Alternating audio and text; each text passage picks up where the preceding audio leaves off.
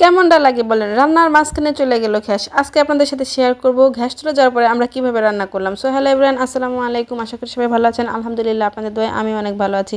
হঠাৎ করে সেহেরি রান্নার মাঝখানে ফুরিয়ে গেল আমাদের সিলিন্ডারের গ্যাস। আর সবসময় হচ্ছে গ্যাস আমরা মাঝে মাঝে এনে রাখি, তো এবার এনেও রাখা হয় নাই। তো কিচ্ছু করার নাই, চুলা পরে খড়িও নাই, কি অবস্থা রান্না। তো প্রায় রান্না ভাতও হয়ে গেছিলো, কচু শাক হয়ে গেছে, মুরগির মাংস হয়ে গেছে, বাকি ছিল হচ্ছে মুগ ডাল দিয়ে হচ্ছে মুরগির গিলা কলিজা রান্না করবে। লটপটি বলে এটাকে, আপনারা কি বলেন অবশ্যই জানাবেন। তো এখন চলে আসলাম আমরা মাটির চুলায় রান্না করতে। আরেকটা কথা, মাটির চুলায় কিন্তু পলিথিন, তারপরে চিপসের প্যাকেট এগুলো দিয়ে কিন্তু আগুন ধরালে তাড়াতাড়ি আগুনটা জ্বলে ওঠে। তো রান্না অলরেডি আমার বড় যা বসায় দিছে চুলায়। আমাদের কিন্তু বেশি একটা খড়ি ছিল না, অল্প কয়েকটা খড়ি ছিল, তো সেখান থেকে বসাই দিছে। কারণ হচ্ছে আমরা বেশিরভাগ সময়ই গ্যাসে রান্না করি, খড়িটা আমাদের এত বেশি সবসময় পর্যাপ্ত পরিমাণে থাকে না। যখন থাকে তখন হচ্ছে আমরা দুই বেলাই মাটির চুলায় রান্না করি।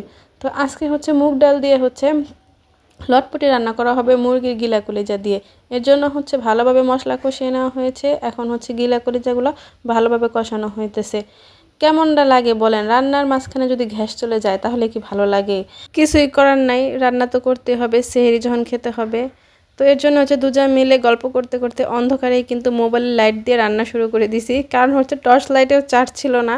তো মোবাইলের লাইট দিয়ে যতটুকু আলো হয় ততটুকু দিয়ে রান্নাটা করে ফেলছিলাম আমরা সেহরির টাইমে উঠে মানে সব কিছুই কোনো কিছু রান্না করে রাখি না, সেহরির টাইমে উঠে সব কিছু একদম রান্না করি।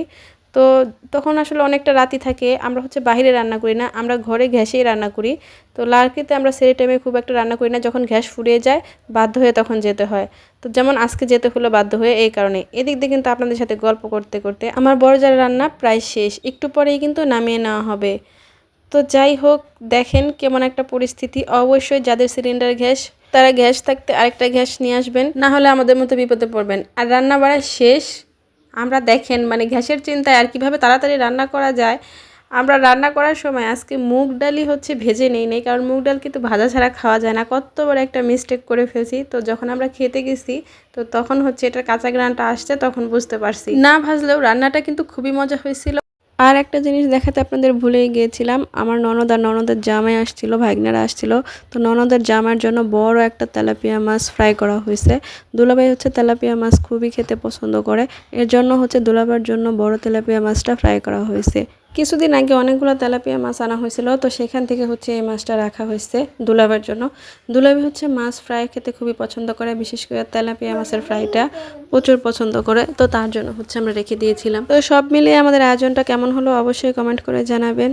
যারা ধৈর্য সহকারে আমার ভিডিওটা দেখেছেন তাদেরকে জানাই অসংখ্য অসংখ্য ধন্যবাদ। যদি ভালো লেগে থাকে অবশ্যই লাইক, কমেন্ট, সাবস্ক্রাইব করে পাশেই থাকবেন। আজকে এ পর্যন্তই, ভালো থাকবেন সবাই, খোদা হাফেজ।